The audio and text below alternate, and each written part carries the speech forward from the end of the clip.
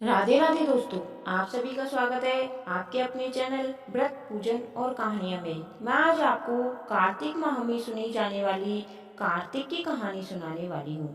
किसी गांव में एक बुढ़िया रहती थी और वह कार्तिक का व्रत किया करती थी। उसके व्रत खोलने के समय कृष्ण भगवान आते और एक कटोरा खिचड़ी का रखकर चले जाते।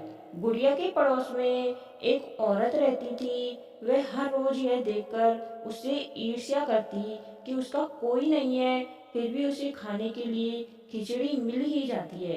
एक दिन कार्तिक महीने का स्नान करने बुढ़िया गंगा गई। पीछे से कृष्ण भगवान उसका खिचड़ी का कटोरा रख गए।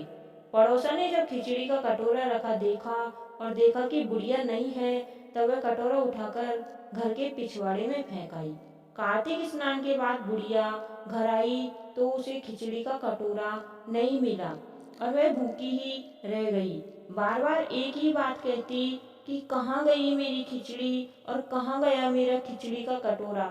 दूसरी ओर पड़ोसन ने जहाँ खिचड़ी गिराई थी वहाँ एक पौधा उग गया जिसमें दो फूल खिले। एक बार राजा उस ओर से निकला तो उसकी नजर उन दोनों फूलों पर पड़ी और वह उन्हें तोड़कर घर ले आया। घर आने पर उसने वह फूल रानी को दिए, जिन्हें सूंघने पर रानी गर्भवती हो गई। कुछ समय बाद रानी ने दो पुत्रों को जन्म दिया। वह दोनों जब बड़े हो गए तब वह किसी से भी बोलते नहीं थे, लेकिन जब वह दोनों शिकार पर जाते तब रास्ते में उन्हें वही बुढ़िया मिलती जो अभी भी यही कहती कि कहाँ गई मेरी खिचड़ी और कहाँ गया मेरा कटोरा। बुढ़िया की बात सुनकर वे दोनों कहते कि हमें तेरी खिचड़ी और हमें तेरा कटोरा। हर बार जब वह शिकार पर जाते तो बुढ़िया यही बात कहती और वह दोनों वही उत्तर देते। एक बार राजा के कानों में यह बात पड़ गई।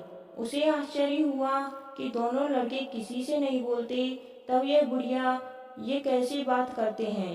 राजा ने बुढ़िया को राजमहल बुलाया और कहा कि हम में से तो किसी से ये दोनों बोलते नहीं हैं, तुमसे ये कैसे बोलते हैं। बुढ़िया ने कहा, महाराज, मुझे नहीं पता कि ये कैसे मुझसे बोल लेते हैं। मैं तो कार्तिक का व्रत करती थी और कृष्ण भगवान मुझे खिचड़ी का कटोरा भरकर दे जाते थे।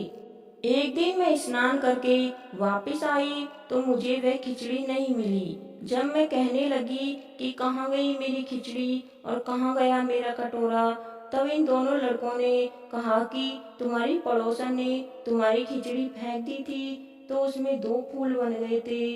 वह फूल राजा तोड़ कर ले गया और रानी ने सूंघा तो हम दो लड़कों का जन्म हुआ।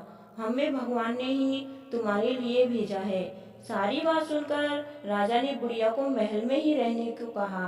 कार्तिक महाराज, जैसे आपने बुढ़िया की बात सुनी वैसे ही सबकी सुनना। आपका व्रत करने वालों की सभी की सुनना। कहानी सुनने वाले और सुनाने वाले सभी का भला हो, आपकी सभी मनोकामनाएं पूर्ण हो। कार्तिक की और कहानी सुनने के लिए चैनल को अभी सब्सक्राइब करें। धन्यवाद। आपका दिन शुभ हो।